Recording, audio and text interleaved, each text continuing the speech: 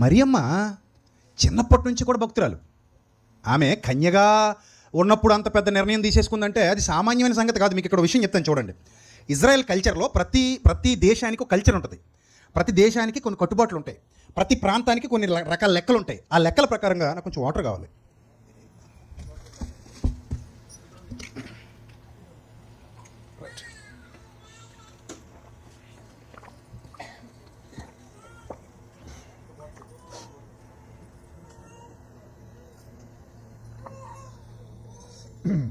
Right. ప్రతి దేశానికి కొన్ని లెక్కలు కొన్ని పద్ధతులు ఉన్నట్టు ఇజ్రాయెల్ కల్చర్లో ప్రదానం చేయబడిన తర్వాత కొంత టైం ఇస్తారు. ప్రదానం చేయబడిన అమ్మాయికి కొంత టైం ఇస్తారు. ఆ టైంలోపు ఆమె తన కన్యత్వాన్ని రుజువు చేసుకుంటుంది. ఆ రుజువు పూర్తయిన తర్వాత మన వివాహం చేస్తారు. వాళ్ళకు కొన్ని ఉంటాయి లెక్కలు. ఈ లెక్కల్లో ఎక్కడైనా అమ్మాయి తేడా అని తెలిసింది అనుకోండి, నెక్స్ట్ ఏం చేస్తారు తెలుసా? చంపేస్తారు. ద్వితీయోపదేశకాండం తీయండి, బైబిల్ తీయండి, ఎందుకు కంగారు. ద్వితీయోపదేశకాండం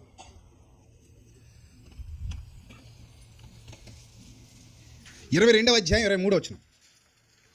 ద్వితీయోపదేశకాండం అందరూ తీసారా? 22వ అధ్యాయం 23వ వచనం. కన్యకైన చిన్నది. మరియమ్మకి ఏమైందమ్మా? ప్రధానం కంప్లీట్ కదా, ప్రధానం అయిపోయింది. కన్యకైన చిన్నది ప్రధానము చేయబడిన తర్వాత ఒకడు ఊర్లో ఆమెను కలుసుకొని ఆమెతో శయనించిన ఎడలా.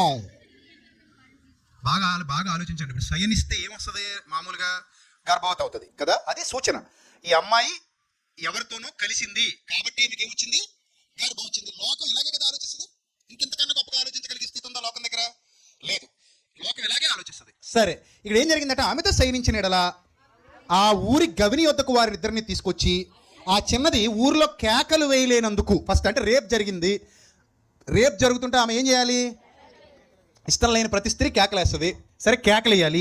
కేకలేయలేదు. నెక్స్ట్, ఆమెను తన పొరుగువాని భార్యను అవమానం, అంటే అప్పటికే ప్రధానం అయిపోయింది అంటే వేరే వాని భార్య లెక్కల్లోకి వస్తుంది. మనకి నిశ్చితార్థం అంటాం కదా, వాళ్ళ ప్రధానం అంటారు. సో మన లెక్కలు వేరు, వాళ్ళ లెక్కలు వేరు. సో ప్రధానం అయితేనే ఇంక వాళ్ళ భార్య అయిపోయినట్టు లెక్క. కాకపోతే ఇంటికి తీసుకెళ్ళడానికి కొంత టైం ఉంటుంది వాళ్ళ మధ్యలో. ఆ ప్రధానం అయిపోయిన తర్వాత కేకలేయలేదంట. పొరుగువాని భార్యను అవమానపరిచినందున ఆ మనుష్యుని రాళ్లతో చావగొట్టవలెను, అట్లు ఆ చెడుతనమును మీలో నుండి పరిహరించుదురు.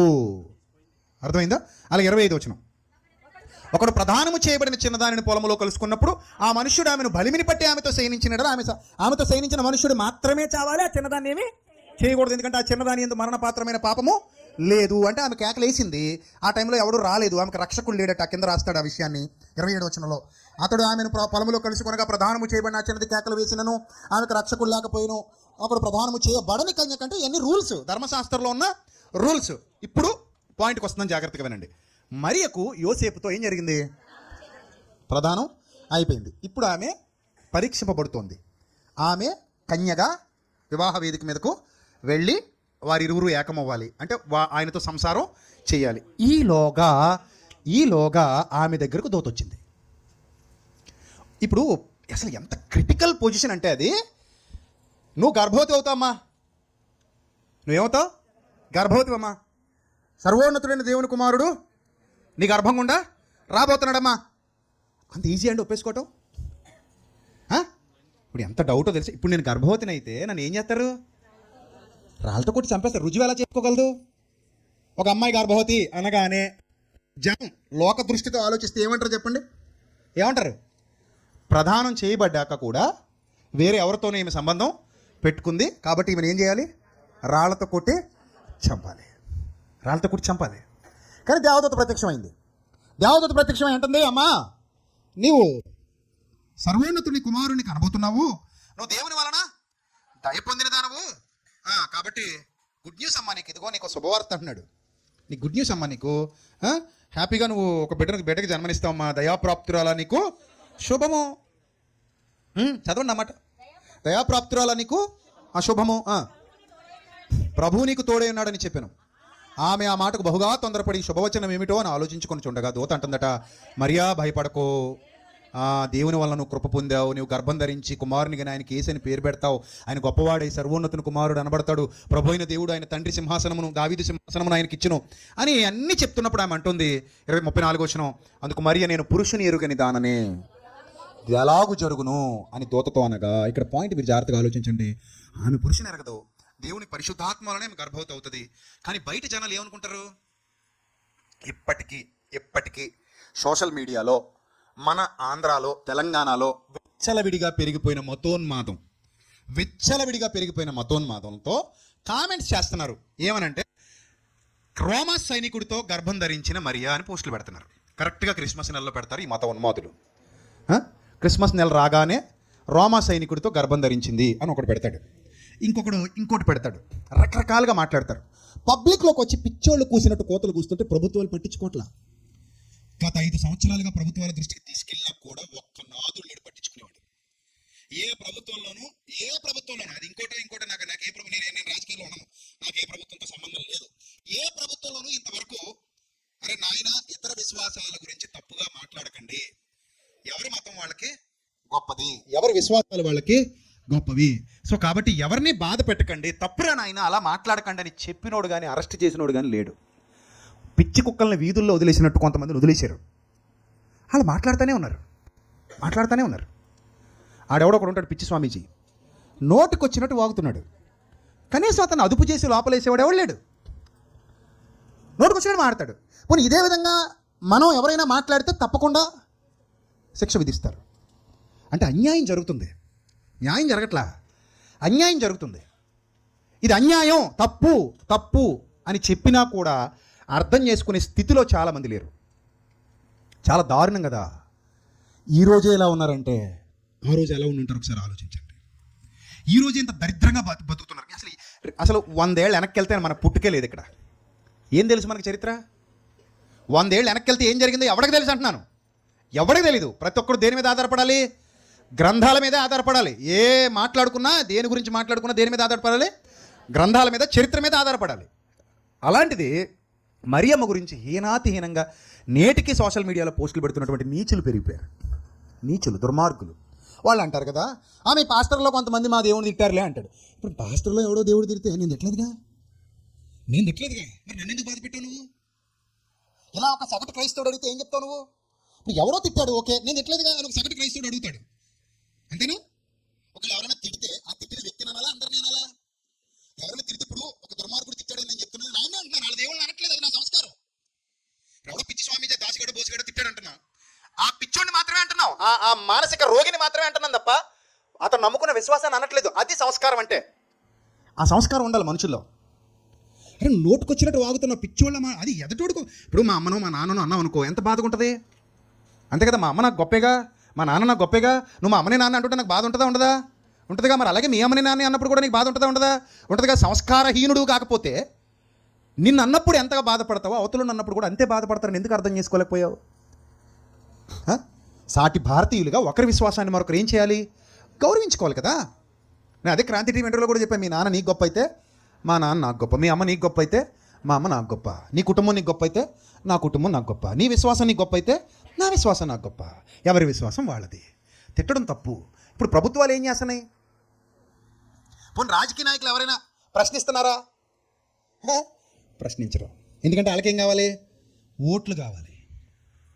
చూసారు, ఈ రోజే ఎలాగుందంటే ఆ రోజు ఎలాంటి స్థితి ఉన్నట్టు ఒకసారి మీరు ఆలోచించండి. అలాంటి స్థితిలో దేవుని మాటకు లోబడిన ఉత్తమురాలు కన్యమరియా. ఉత్తమురాలు. ఆమె కాలి గోటికి ఎవరు సరిపోడు. అంత ఉత్తమురాలు కాబట్టే సర్వోన్నతుడైన దేవుడు ఆమెను ఎన్నుకున్నాడు. ఆమె గర్భం గుండా క్రీస్తు యేసు ప్రభువుని లోకానికి పంపించాడు. కన్యక గర్భవతి అయి కుమారుని కనునని చెప్పబడినటువంటి ప్రవచనానికి, ఆయన పుట్టడానికి 700 సంవత్సరాల గ్యాప్ ఉంది. That is Bible. Wonderful Bible. 700 సంవత్సరాల ముందు చెప్పాడు, 700 సంవత్సరాల తర్వాత ఆ కార్యాన్ని జరిగించాడు. ఎంత క్లియర్ కట్గా ఉన్న గ్రంథం నాకు తెలిసి బైబిల్ తప్ప మరోటి లేదు. అంత అద్భుతమైన చరిత్ర రాయబడింది బైబిల్ గ్రంథంలో. అంత చరిత్ర 700 సంవత్సరాలు. యెషయా ప్రవచించడానికి, యేసు ప్రభు జన్మించడానికి మధ్య ఉన్న గ్యాప్ ఎంత? 700 ఏళ్ళు గ్యాప్ ఉంది. మరి అంత గ్యాప్లో ఒక మనిషి రాస్తే అవుతుంది అది? ఒక మనిషి ఊహించి రాసిందా అది? ఒక మనిషి ఊహించి చెప్పిందా అది? కాదు. అలాంటి ఒక ఉత్తమురాలు పుట్టబోతోంది. ఆ ఉత్తమురాలు పుట్టినప్పుడు ఆ ఉత్తమురాలి గర్భం గుండా నా కుమారుడి లోకానికి వస్తాడు. వచ్చి నశించిపోతున్న ఆత్మల్ని రక్షణలోనికి నడిపిస్తాడు. అప్పటి నుండి సువార్త ప్రకటన మొదలవుతుంది. ఆ సువార్త ప్రకటన నా బిడ్డలు భూమి మీద నిలిచి ఉన్నంత వరకు జరుగుతూనే ఉంటుంది. దాన్ని ఆపటం ఆకాశం భూమి నిలిచి ఉన్నంత వరకు ఎవడి వల్ల కాదు. ప్రపంచాన్ని పరిపాలించిన రోమా చక్రవర్తి రోమన్ గవర్నమెంట్ ఉక్కుపాదం మోపితే ఆ పాదాలని పగలగొట్టి సువార్త ప్రపంచమంతటా వ్యాపించింది, అనేక మంది ఆత్మలను రక్షించింది. ఈరోజు ఈ కుప్పిగంతులకు ఏమి అవ్వదు. కాకపోతే మనసుకు మాత్రం ప్రజాస్వామ్య ప్రభుత్వంలో ఉన్నాం కాబట్టి బాధ కలుగుతుంది. ఎందుకు బాధ? నువ్వు రాజరికంలో ఉన్నావు అనుకో, రాజు తలుచుకుంటే దెబ్బలకు కొద్దువా, నేను ఏం చేయలేను కాబట్టి చేతులు కట్టు కూర్చుంటే నాకు హక్కులు లేవు. అప్పుడు నాకు హక్కులు లేవు. నాకు ఓటు హక్కు లేదు, పౌర హక్కు లేదు, సమానత్వపు హక్కు లేదు, స్వేచ్ఛ హక్కు లేదు, వాక్ ప్రకటన స్వాతంత్రపు హక్కు లేదు. ఏ హక్కులు లేని రాజరికపు కాలంలో అపోస్తలులను కొడుతుంటే పడ్డారు, తిడుతుంటే తిన్నారు, భరించారు. కోర్టు లేదు, గవర్నమెంట్ లేదు, అడగటానికి హక్కులు లేవు, బలం లేదు, డబ్బు లేదు, ఏమీ లేదు. కానీ ఇప్పుడు నాకు ఓటు హక్కు ఉంది, పౌర హక్కు ఉంది, స్వేచ్ఛ హక్కు ఉంది, సమానత్వపు హక్కు ఉంది, వాక్ ప్రకటన స్వాతంత్రం ఉంది. ఇన్నున్నా కూడా ప్రభుత్వాల్లో నాకు సపోర్టు లేదు. అది ప్రాబ్లం. నా ఓటు నీకు కావాలి, నా సపోర్ట్ నీకు కావాలి, కానీ నీ సపోర్ట్ మాత్రం నాకు లేదు. నేను ఎందుకు బాధపడుతున్నానంటే, నేను నమ్మిన గ్రంథంలో పవిత్రురాలైన మరియను గూర్చి క్రిస్మస్ నెలలోనే అంతహీనంగా మాట్లాడుతూ ఉండడం న్యాయమా, ధర్మమా? అది నా నా నా మనసు దెబ్బతినదా, నా మనసు గాయపడదా, నా మనోభావాలకు విలువలేదా అని ఒక క్రైస్తవుడిగా నేను ప్రశ్నిస్తున్నాను. నాకుండవా మనోభావాలు? నేను ఏ దేవుణ్ణి దూషించను, ఏ దేవతని దూషించను, ఏ ఇతర విశ్వాసాలకు చెందిన వాళ్ళని దూషించను. నన్ను అందరూ ఇష్టపడతారు. ఒక సేవకుడిగా నేను గర్వంగా చెప్తా, నన్ను అన్ని మతాల వాళ్ళు ఇష్టపడతారు. ఎందుకంటే నేను అన్ని మతాల వాళ్ళని ఇష్టపడి మాట్లాడతాను తప్ప ఎవరిని బాధ పెట్టే ప్రసంగాలు చేయను. కానీ నన్ను బాధ పెడుతుంటే నేను ఏమైపోవాలి? ఇదే ప్రశ్నిస్తాను. ఇప్పుడు ప్రభుత్వాల దృష్టికి తీసుకెళ్తే, అంటే ఉగ్రవాదుల్ని, టెర్రరిస్టుల్ని వదిలేసినట్టు ఈ మతోన్మాదుల్ని ఇలాగే వదిలేస్తే క్రిస్మస్ నెలలో ఇలా మాట్లాడుతూనే ఉంటారా? మేము పడాలా, మేము వినాలా, మేము భరించాలా? అంటే మరియం తిడుతున్నా కూడా తిట్టుకొని అనాలా? యేసు ప్రభు వారిని తిడుతుంటే తిట్టుకొని అనాలా? ఎంత నీచంగా మాట్లాడుతున్నారు. శవం అంటాడు, 3 ముక్కలు అంటాడు, 3 మేకల మీద అలాంటి శవం అంటాడు, ఆ శవాన్ని పూజ. అసలు తప్పు కదా. ఇలాగే నేను మాట్లాడితే నా సంస్కారం తగ్గిపోదా? ఎవడో ఒకడు మొరిగాడిని ఇతరుల్ని బాధ పెట్టాలిగా. నేను వాళ్ళని బాధ పెట్టడం న్యాయమా? కాదు. ఇప్పుడు మరి రంగంలోకి దిగాల్సింది ఎవరు? ప్రభుత్వాలు. ఎందుకు? మనం ప్రజాస్వామ్య ప్రభుత్వంలో ఉన్నాం కాబట్టి. అవునా కదా? మనం ఏ ప్రభుత్వంలో ఉన్నాం? అంతే కదా, ప్రజాస్వామ్య ప్రభుత్వం ఉంది కాబట్టి మనం గుడ్డిగా ఓట్లేసేయకూడదు. అడగాలి. అరే నాయన, మేము ఓటేస్తాం కానీ మాకు గుర్తింపు ఉందా? మా ఓటుకుంది గుర్తింపు మాకుందా? మా విశ్వాసానికి గుర్తింపు ఉందా లేదా? మా విశ్వాసానికి గుర్తింపు ఉంటే మమ్మల్ని ఓటు అడుగు, లేకపోతే దుబాయ్ అని చెప్పాలి, రాక్ ఇక్కడికి, గెట్ అవుట్, పో అని చెప్పాలి. ఓటు వేయకుండా ఎలాగైనా ఉండిపోతాం, కానీ మా విశ్వాసానికి గుర్తింపు లేని ఏ ప్రభుత్వానికి మేము ఓటు వెయ్యం. మాకు అవసరం లేదు నాయన, నమస్కారం. కనీసం నోరు విప్పలేవు, మాట్లాడలేరు, అడగలేరు, కానీ ఓటు మాత్రం కావాలి. ఈ అమూల్యమైన పవిత్రమైన ఓటు మాకే వేసి మంచివాడు, మనవాడు, గాడిది గుడ్డుగాడు అని మరి చర్చిలోకి వచ్చి కూడా ఓట్లు అడుగుతారు కదా. అడుగుతారు. మన వాళ్ళు ప్రసంగాలు ఆపి మరి ఇచ్చేస్తుంటారు వాళ్ళకి. నేనేమన్నా అలాగా ప్రసంగం అయిదా కూర్చో అంటాను. ప్రసంగం అయిదా ముందు దేవుడు, తర్వాతే నువ్వు, ముందు ప్రసంగం అయిదా కూర్చో అంటాం. సో అలాంటి దుర్మార్గపు పరిస్థితి సాతాను కల్పిస్తున్నాడు. ఏదేమైనా వాళ్ళు ఎంత మాట్లాడుకున్నా ఈ సువార్త ప్రకటన అనే గొప్ప అవకాశం మన చేతిలో ఉన్నంత వరకు ఈ గొంతు వినబడుతూనే ఉంటుంది. ఆయన కీర్తి ప్రతిష్టలను గురించి మారు మోగుతూనే జరుగుతూ ఉంటుంది. ఈ సత్య సువార్త ప్రకటన ప్రతి పల్లెకు, ప్రతి ప్రాంతానికి వెళుతూనే ఉంటుంది. అది వెళ్ళాలి కూడా. సో మీరు బాగా ఆలోచించండి. రాత్రి మనం ప్రభువుని గణపరచాలి అంటే అది మన జీవితాల ద్వారా గణపరచాలి. మనం ప్రభువుని మహిమపరచాలి అంటే మన జీవితాల ద్వారా మహిమపరచాలి. ఒక మరియ తీసుకున్న సాహసోపేతమైన నిర్ణయం ఎంత గొప్పదంటే, తన ప్రాణాలకు ముప్పుందని తెలిసినా కూడా దేవుని మాటకు విధేయత చూపించింది. గొప్పదా కదా? ప్రాణాలకు ముప్పుందని తెలిసిన. ఒకరోజు విజయవాడలో వాక్యం ప్రకటించడానికి వెళ్ళాను. పెద్ద సభ జరుగుతోంది విజయవాడ పరిసరాల్లో, క్రిస్మస్ టైంలోనే. 2 సంవత్సరాలు 3 సంవత్సరాలు అవుతుంది. యూట్యూబ్లో ఉంది ఆల్రెడీ, ఆ ప్రసంగం కూడా యూట్యూబ్లో ఉంది. ఆ రోజు కింద నుంచి ఒక 4 పెళ్ళికాని అమ్మాయిని వేదిక మీదకి రమ్మన్నాను. ఒక 4 అమ్మాయిలు వచ్చారు వేదిక మీద, యంగ్స్టర్స్ వచ్చారు. ఆ 4గురిని అడిగా, అమ్మ మీ 4గురికి పెళ్లి చేసుకునే ఉద్దేశం ఉందా అని అడిగాను. సిగ్గుపడుతూ బొట్టనలు గీసేసి ఉందన్నారు. పెళ్లి చేసుకుంటారా అమ్మ అంటే చేసుకుంటామని అన్నారు. అంటే ఇప్పుడు కాదంటే తర్వాత చేసుకుంటారు. అదే అమ్మ తర్వాత ఇంకో సంవత్సరం తర్వాత 10 సంవత్సరాల తర్వాత మొత్తం మీద అయితే చేసుకుంటారు కదమ్మా అని అడిగా. చేసుకుంటామండి అన్నయ్య, మేము పెళ్లి చేసుకోవడానికి మేము రెడీగానే ఉన్నాం అంటే. పెళ్లి చేసుకోలేని వాళ్ళు, చేసుకోవడం ఇష్టం లేని వాళ్ళు వెళ్ళిపోండి అమ్మా, చేసుకుందాం అనుకున్న వాళ్ళే ఉండండి అంటే అందరూ ఉన్నారు, ఎవరో దిగలేదు అని అందరికీ పెళ్లి చేసుకునే ఉద్దేశం. ఇప్పుడు క్వశ్చన్ అడిగా, అందరూ దేవుని నమ్ముతున్నారమ్మా అన్నాను. నమ్ముతున్నారు. అందరూ విశ్వాసాలేనా? అమ్మ విశ్వాసాలు అండి. బలమైన విశ్వాసాలా? చాలా బలమైన విశ్వాసాలు అండి అన్నారు. ఇప్పుడు ప్రభుదూత ప్రత్యక్షమై, దయాప్రాప్తురాలా, విజయవాడలో ఉన్న బిడ్డ నీకు శుభము, అని చెప్పి నీ కడుపున ఒక బిడ్డ పుట్టబోతున్నాడు, ఈ రాత్రి గర్భవతి అవుతావు అంటే ఒప్పుకుంటారా అని అడిగాను. ఒప్పుకోలేమండి. ఈ అమ్మ ఎందుకు ఒప్పుకోలేరంటే కష్టం అండి. ఈ అమ్మ ఎందుకు కష్టం అంటే చాలా చీప్గా చూస్తారండి. అంటే మీ నాన్న నమ్ముతాడమ్మా? నమ్మరండి. అమ్మ నమ్ముద్దామా? నమ్మదండి. నీకు ఎవరైనా ఒక అబ్బాయితో మ్యాచ్ ఫిక్స్ అయితే ఆ అబ్బాయికి ఫోన్ చేసి రాత్రి దూత ప్రత్యక్షమైంది, గబ్రియేలంట, మికాయేలంట, లేకపోతే ఇంకొకరంట, నా కడుపులో బిడ్డ ఉన్నాడని చెప్పింది బావా అన్నావు అనుకో, ఫోన్ స్విచ్ ఆఫ్ చేసేస్తాడు. ఇంకా బావ మళ్ళీ ఆన్ చేయడు ఫోను. మరి ఆయన అదే చేశాడు కదా. యోసేపు గారు ఏం చేశాడు? ఫోన్ స్విచ్ ఆఫ్ చేశాడు. ఆమెను రహస్యముగా, కానీ ఒక క్యారెక్టర్ మెచ్చుకోవాలి. ఏంటంటే ఇప్పుడు బయట పెడితే అమ్మాయిని ఏం చేస్తారు? రాళ్ళతో కూడా చంపేస్తారు. వాళ్ళ ధర్మం ప్రకారం రాళ్ళతో కొట్టి ఏం చేయాలి? అమ్మాయిని చంపేయాలి. బయట పెట్టి చంపించడం ఇష్టం లేక నీతిమంతుడు ఏం చేశాడంటే రహస్యంగా వదిలేద్దాం, ఎవరికి తెలియకుండా ఏదో మొత్తం మీద నింద తన మీద వేసుకుని పోదాం అనుకున్నాడో, పారిపోదాం అనుకున్నాడు, ఏదో చేద్దాం అనుకున్నాడు. పాపం ప్లాన్ చేసుకుంటున్నాడు. ఈ అమ్మాయిని అయితే చంపించడం ఇష్టం లేదు. సరేలే తను బతుకుద్దని అంటే ఆ మంచితనం కూడా ఉండాలి కదా. ఉండాలి వద్దా? కొంతమందిలో ఆ మంచితనం ఉండదు. ఆ అమ్మాయి తప్పు చేసిందని తెలియగానే ఎలా ఫీల్ అవుతాడంటే నాకు దక్కంది ఎవరికి దక్కకూడదు అంటాడు. శాడిస్ట్ గాళ్ళు, ఈ యాసిడ్ పోసేవాళ్ళు, ఈ కత్తులు పట్టి తిరిగే శాడిస్ట్ గాళ్ళు అందరూ అలాంటి వాళ్ళే. నాకు దక్కంది ఎవరికి దక్కకూడదు. ఎంత శాడిస్ట్ గాడివరా నువ్వు. ఇప్పుడు నువ్వు చచ్చిపోతే ఎవడో కూడా దక్కుద్దిగా, మరి దానికి ఏం చేస్తావు? ఇప్పుడు నువ్వు చచ్చావు, ఓ 2 సంవత్సరాలు 3 సంవత్సరాలు ఎడుతుంది, 4వ సంవత్సరం ఏం చేస్తారు? మళ్ళీ 5వ సంవత్సరం 4వ సంవత్సరం ఏం చేస్తారు అంటున్నాను. అమ్మ ఓ దారి చూసుకో, అమ్మ ఇంక ఈ దారి గోదావరి అయిపోయింది కదమ్మా అంటారు. అప్పుడైనా ఏం చేయాలి? నీకు దక్కంది ఇంకొకటికి దక్కినట్టేగా. ఆ మాత్రం కామన్ సెన్స్ లేదు ఈ శాడిస్ట్ గాళ్ళకి. చంపేస్తుంటారు, పొడి చేస్తుంటారు, నాకు దక్కంది ఎవడు దక్కకూడదు అంటారు. ఈ జీవితం చాలా చిన్నది కదా. అలాంటి వాడు కాదు యోసేపు. అందుకే అతన్ని బైబిల్ గ్రంథం ఏమంది? నీతిమంతుడు అంది బైబిల్ గ్రంథం. ఏమందమ్మా? నీతిమంతుడైన యోసేపు. ఆ యోసేపు ఏం చేశాడంటే పాపం సరేలే ఏదో జరిగిపోయింది, ఇప్పుడు అమ్మాయిని చంపించడం మంచిది కాదు, వదిలేద్దాం రహస్యంగా. ఆ తర్వాత ఇంకా ఆవిడ బతుకుద్ది, నా బతుకు నేను బతుకుదాం అనుకుని ప్లాన్ చేసుకున్నాడు. అప్పుడు దేవదూత ప్రత్యక్షమైన ఆయన, నువ్వు అనుకున్నట్టు ఆవిడ చెడ్డది కాదు నాయన, చాలా మంచిది, చాలా ఉత్తమురాలు, దేవుని శక్తి వలన, పరిశుద్ధాత్మ శక్తి వలన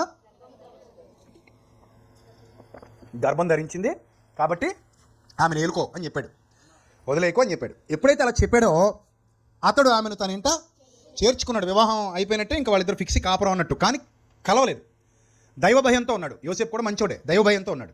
సో ఇప్పుడు చెప్పండి, ఇదంతా జరుగుద్ది అని మరియమ్మకు తెలుసా? నా భర్త నన్ను అనుమానించడు, ఇబ్బంది ఏమీ లేదు, అంతా సాఫీగా జరిగిపోద్ది అని అనుకుని దేవుడు దర్శనంలో అంతా జరగబోయి చూపిస్తే నమ్మి ఒప్పుకుందా ఏంటి?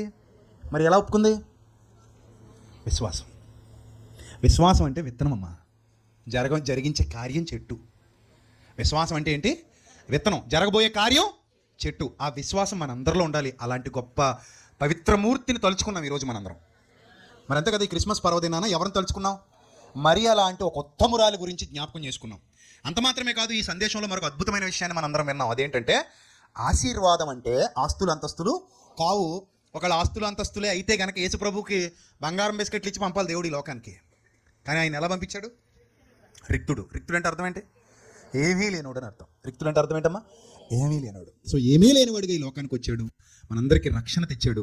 రక్షణ తెచ్చి మీరు వెలిగింపబడి ఇతరులను ఏం చేయమన్నాడు? వెలిగించండి అన్నాడు.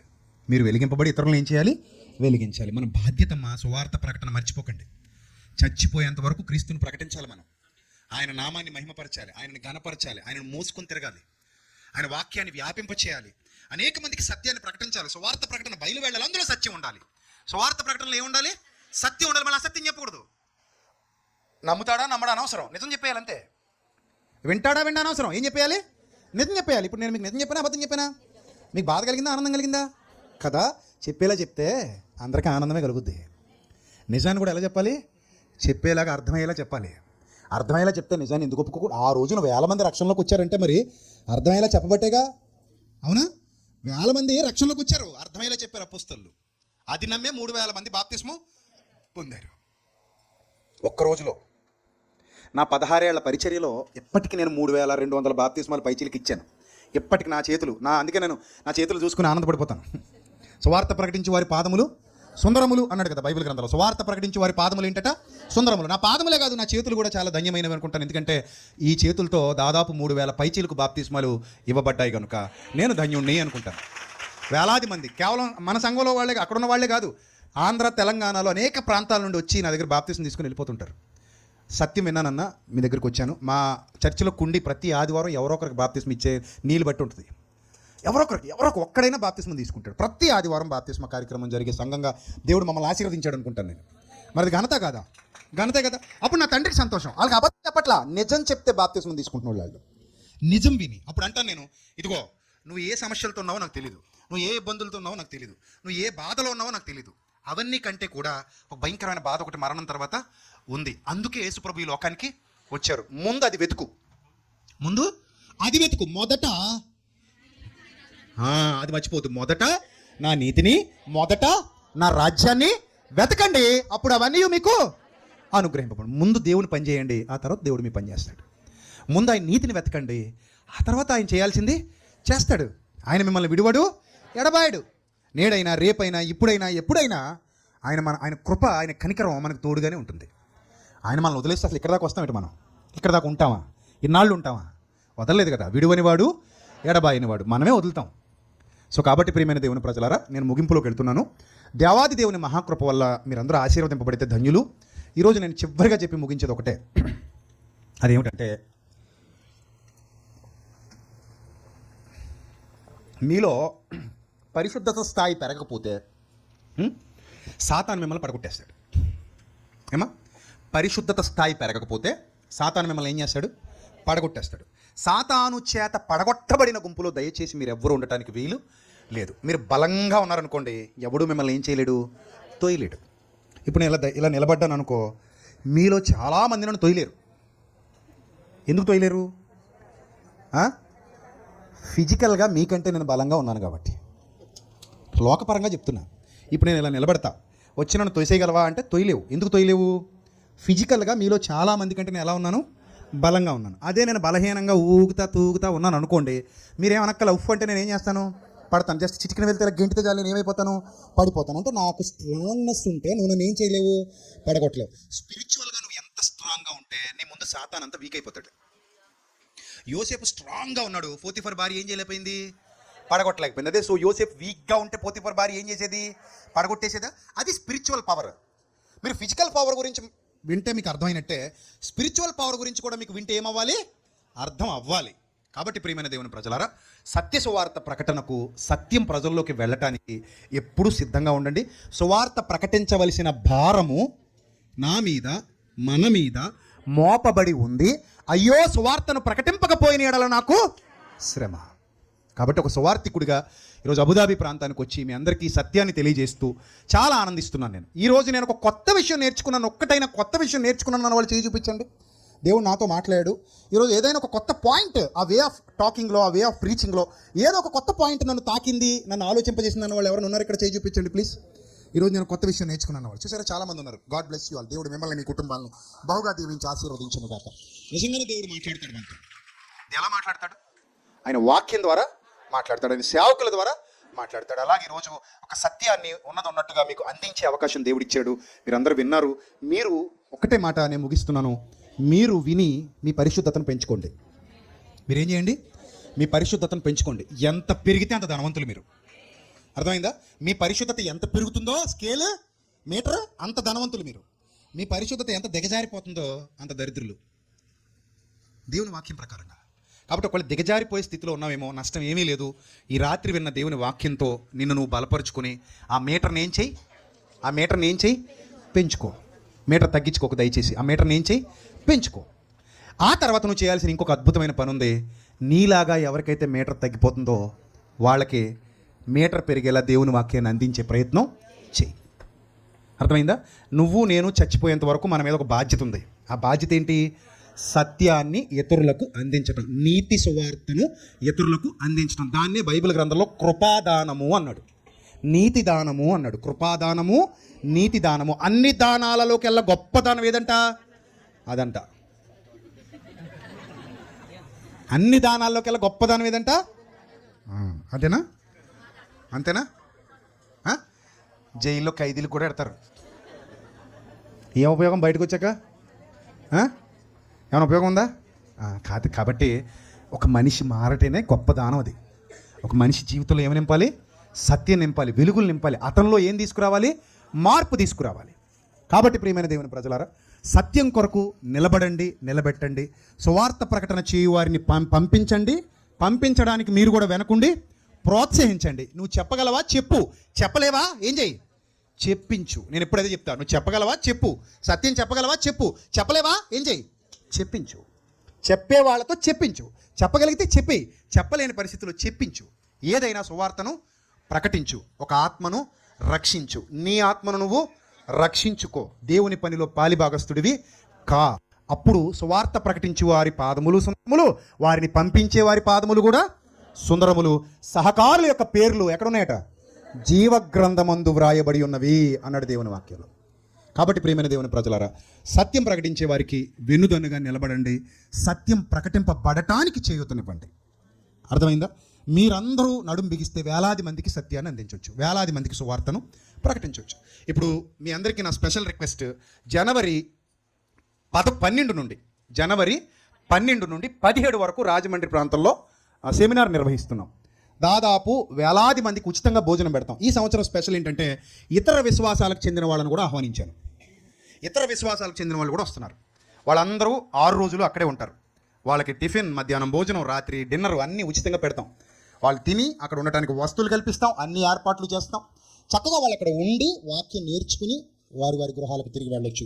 ఈ సంవత్సరం ఇస్లాంకి చెందినటువంటి షఫీ గారు కూడా వస్తున్నారు. ఆయన ఎందుకు వస్తున్నారు అని అంటే, ఆయనతో నేను మాట్లాడా, అయ్యా మీరు మానవత్వం గురించి మాట్లాడుతున్నారు, అలాగే మతోన్మాదం గురించి మాట్లాడుతున్నారు. ఈ మతోన్మాదం గురించి మానవత్వం గురించి 2 గొంతులు కలిస్తే ప్రభుత్వానికి వినబడుతుంది. ప్రభుత్వానికి వినిపించే క్రమంలో నేను సిద్ధపడుతున్నాను, మీరు వస్తారా అని అడిగా. నేను వస్తానండి అన్నాడు. మనం చర్చ చేద్దాం, మీరు మాట్లాడండి, నేను మాట్లాడతాను, చర్చ చేద్దాం. ఈ చర్చ ద్వారా అందరికీ పిలుపునిద్దాం. అందరికీ పిలుపునిచ్చి అయ్యా ఇది విషయం అని ప్రభుత్వం దృష్టికి తీసుకెళ్తాం. ఈ చర్చ అనేకుల్ని కదిలించేది కావాలి, ఈ చర్చ అనేకుల్ని వెలిగించేది కావాలి. వస్తానన్నారు. సో నాతో పాటు ఇంకా చాలామంది సేవకులు వస్తారు. నేను మరి మా బ్రదర్ని కూడా ఆహ్వానించాను. ఈయన వస్తాడో తెలీదు, కానీ ఖచ్చితంగా వస్తాడు, రావాలని అనుకుంటున్నా. లాస్ట్ టైం కూడా వచ్చారు ఈయన. ఇక్కడ ఈయన గురించి ఎందుకు ప్రస్తావిస్తున్నానంటే, లాస్ట్ టైం వచ్చినప్పుడు ఈయన వేదిక మీద ఉండగా చాలామంది కౌంటర్ దగ్గర, అప్పుడు మా దగ్గర డబ్బులు సరిపోక భోజనాలకి టోకెన్ పెట్టాం. రోజుకి 50 రూపాయలు పెట్టాం. అంటే ఉదయం టిఫిన్కి, మధ్యాహ్నం భోజనానికి, రాత్రి భోజనానికి కలిపి మొత్తం మీద 3 దానికి కలిపి ఎంత పెట్టాం, 50 రూపాయలు పెట్టాం. సో అందరూ వస్తున్నారు, టోకెన్ తీసుకున్నారు. నన్ను అడిగాడు పక్కన కూర్చొని, ఏమంటే ఏంటదంటే, అంటే మనం ఫ్రీగా పెట్టడానికి ఇప్పుడు ప్రస్తుతానికి డబ్బులు లేవండి మన దగ్గర, రాజమండ్రిలో చర్చి కడుతున్నాం కదా, ఇది పరిస్థితి అని చెప్తే, సరే ఓ పని చేయండి. నేను అడగలేదు ఆయన్ని, నేను ఎప్పుడూ అడగలేదు, కావాలంటే అడగండి, ఎప్పుడు నాకు ఇది కావాలి ఇది చేయండి అని ఎప్పుడు నేను ఆయన అడగలేదు. ఆయన నేను అడగకపోయినా ఆ రోజు వేదిక మీద కూర్చొని అన్నాడు, వాళ్ళు ఎవరైతే టికెట్లు తీసుకుంటున్నారో వాళ్ళకి చెప్పండి, ఒకవేళ వాళ్ళ దగ్గర డబ్బు లేకపోతే, అంటే 50 రూపాయలు 100 రూపాయలు కూడా లేకపోతే, 100 50 నాకు గుర్తులేదు, అప్పుడు 100 అంటే రోజుకి ఏదో పెట్టాం, 50 100 పెట్టాం రోజుకి. సో వాళ్ళ దగ్గర లేకపోతే నా పేరు మీద తీసేసుకోమని చెప్పండి, అక్కడికి వెళ్ళి మైనర్ బాబు పేరు మీద అని చెప్తే ఎవడొచ్చినా టికెట్ ఇచ్చేయండి అన్నాడు. అని నా దగ్గర ఆగిపోకుండా వేదిక మీద చెప్పించేశారు ఈయన. ఎప్పుడైతే చెప్పారో అందరూ వచ్చి ఫ్రీ టికెట్లు పట్టుకెళ్ళిపోయారు. తీసుకోగలిగిన వాళ్ళు కూడా మైనర్ బాబు గారండి అని చెప్పి ఫ్రీ టికెట్లు పట్టుకెళ్ళారు. సో ఎప్పుడైతే అలా పట్టుకెళ్ళారో దాదాపు అప్పుడు ఎంతోగానే అయింది. ఆయనే భరించాడు, ఆయనే పెట్టుకున్నాడు. సో అది ఆయనకేం ఊరికే పోలేదు. అప్పుడు ఒకరోజు నాకు ఫోన్ చేసి, బ్రదర్ ఇలాగా పాపకి బాగాలేదు, ఆపరేషన్కి వెళ్తున్నాం, ప్రార్థన చేయండి. నేను ఒకటే మాట అన్నా, దేవుడు వదలడు కదండి, మీరు దేవుని పని చేస్తున్నారు కదా, మీరు ఏం భయపడకండి, అంత మంచి జరుగుద్ది. సో అంత మంచి జరిగింది. సో ఒకటి, మనం ఆయన పక్షాన నిలబడినప్పుడు ఆయన మనల్ని విడువడు, ఎడబాయడు. సో కాబట్టి మీలో ఎవరికైనా ఒక మంచి మనసు ఉంటే, అలాంటి మంచి మనసు తప్పకుండా, బలవంతం ఏమీ లేదు, ఒకవేళ సహకరిస్తామండి. ఇదే అబుదాబి నుండి ఒక కుటుంబం ఉంది, మరి వాళ్ళు వచ్చారు లేదు నాకు తెలీదు. ప్రతి ఏటా వాళ్ళు బియ్యం బస్తాలు పంపిస్తారు, ప్రతి ఏటా పంపిస్తారు. అన్న అక్కడ జరుగుతున్న ఆ పరిచర్యలో మా వంతుగా ఈ అన్నదానానికి మేము ఇస్తాం, ప్రోత్సహిస్తాం అని పంపిస్తారు. వాళ్ళు ఇక్కడికి వచ్చే ఉంటారు. మరి ప్రతి ఏటా వాళ్ళే, అబుదాబి నుంచి ఒక ఫ్యామిలీ, వాళ్ళది మావిడాడ, అక్కడ నుంచి ఇక్కడికి వచ్చి పని చేసుకుంటున్నారు, భార్యాభర్త, వాళ్ళ పిల్లల్ని ఇచ్చి పంపిస్తారు. వాళ్ళు వచ్చి బియ్యం బస్తాలు అక్కడ వేసి వెళ్తూ ఉంటారు. అలా చాలామంది ఉన్నారు పిల్లలు. అక్కడ ఉచితంగా భోజనం పెట్టి వాక్యం చెప్తాం. యేసుప్రభు ఎలాగైతే 5 రొట్టెలు 2 చిన్న చేపలు అందరికి పెట్టి వాక్యం చెప్పారో, అలా ఉచితంగా భోజనం పెట్టి వాక్యం చెప్తాం. అలాగే వాళ్ళకి అకామిడేషన్ ఇస్తాం. ఈ 5 రోజులు రాష్ట్రంలో, తెలుగు 2 రాష్ట్రాల నుండి వేలాది మంది పిల్లలు వస్తున్నారు, వాక్యం నేర్చుకుంటున్నారు, బలపడుతున్నారు, వెళుతున్నారు.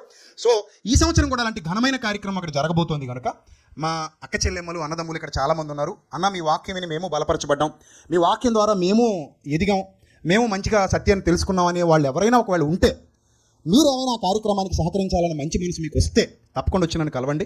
మీ విలువైన సహకారం మీకు ఇష్టమైతే ఇవ్వండి, అందులో బలవంతం ఏమీ లేదు.